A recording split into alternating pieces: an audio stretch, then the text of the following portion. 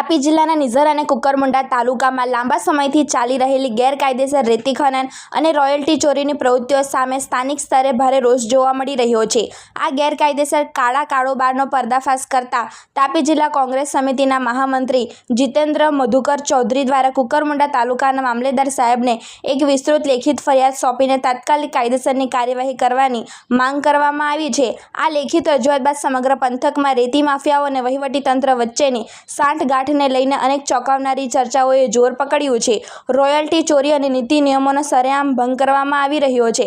મામલેદારને સોંપવામાં આવેલ પત્રમાં જણાવ્યા અનુસાર તાપી નદીના વિવિધ પટ્ટાઓ અને તેની આસપાસના વિસ્તારોમાં મોટા પાયે સરકારી ખનિજ નિયમો અને શરતોનો ભંગ થઈ રહ્યો છે। નિયમિત રોયલ્ટી ભર્યા વિના કે કોઈપણ માન્ય રોયલ્ટી પાસ, પરિવહન પાસ અથવા સત્તાવાર પરવાનગી વગર જ ટ્રેક્ટરો, ડમ્પર અને અન્ય ભારે વાહનો મારફતે બેફામ રીતે રેતીનું વહન કરવામાં આવી રહ્યું છે। આ ગેરકાયદેસર પ્રવૃત્તિને કારણે સરકારની તિજોરીને લાખો રૂપિયાની આવકનું નુકસાન થઈ રહ્યું હોવાની ભીતિ સેવાઈ રહી છે।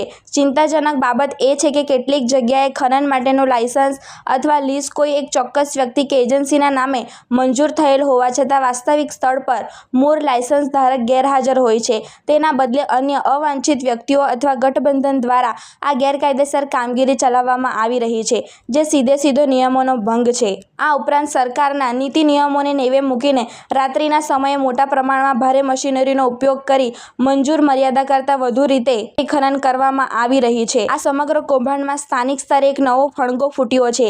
ખાસ કરીને કોટલી ગામે ચાલી રહેલા રેતી ખનનમાં કોઈ ભાવેશ નામના વ્યક્તિની સીધી સંડોવણી હોય તેવી ચર્ચાઓ જોવા મળી રહી છે। સૂત્ર અને લોકચર્ચા મુજબ આ ભાવેશ નામના ઈસમની સાથે ભૂસ્તર વિજ્ઞાન વિભાગ એટલે કે ખાણ ખનીજ વિભાગના જ કોઈ ઉચ્ચ અધિકારી તેમજ પોલીસ વિભાગના કોઈ ખાખીધારીની સત્તાવાર કે પડદા પાછળની મોટી ભાગીદારી ચાલી રહી હોવાની ચર્ચાઓ પણ જોવા મળી રહી છે।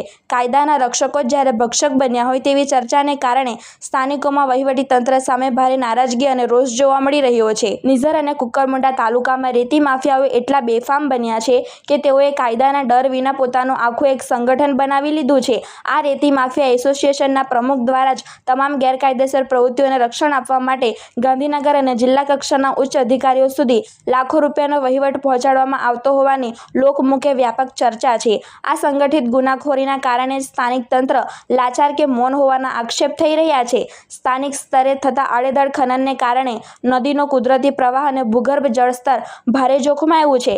ભારે વાહનોની સતત અવરજવરથી ગ્રામ્ય માર્ગો બિસ્માર બન્યા છે અને રાત્રિ દરમિયાન થતા ઘોઘાટને કારણે અવાજનું પ્રદૂષણ વધ્યું છે। આ ગેરકાયદેસર પરિવહનની કિંમત સ્થાનિકોએ પોતાના જીવ આપીને ચૂકવવી પડી રહી છે।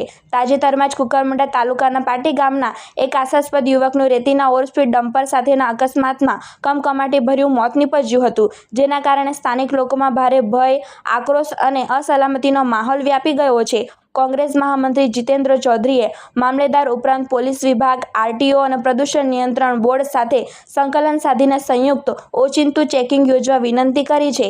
માઇન્સ એન્ડ મિનરલ્સ એક્ટ 1957 અને Gujarat minor mineral concession rules 2017ની વિવિધ કલમો હેઠળ ગેરકાયદેસર ખનન સાથે સંકળાયેલા વાહનો અને મશીનરી જપ્ત કરી જવાબદારો સામે કડક દંડાત્મક અને કાયદેસરની ગુનાહિત કાર્યવાહી કરવા વહીવટીતંત્રને ભારપૂર્વક જણાવવામાં આવેલ છે। આ પત્રની નકલ યોગ્ય કાયદાકીય અને તટસ્થ તપાસ અર્થે માનનીય પ્રાંત સાહેબ, ભૂસ્તર વિજ્ઞાન અધિકારી તથા માનનીય કલેક્ટર સાહેબ તાપીને પણ રવાના કરવામાં આવેલ છે, જેથી આ મિલીભગતનો પર્દાફાશ થઈ શકે। જો કે આ મામલે આગળ શું વળાંક આવે છે તે તો આવનાર સમયમાં જોવું રહ્યું। બ્યુરો રિપોર્ટ, તાપી સ્વરાજ ન્યૂઝ, તાપી।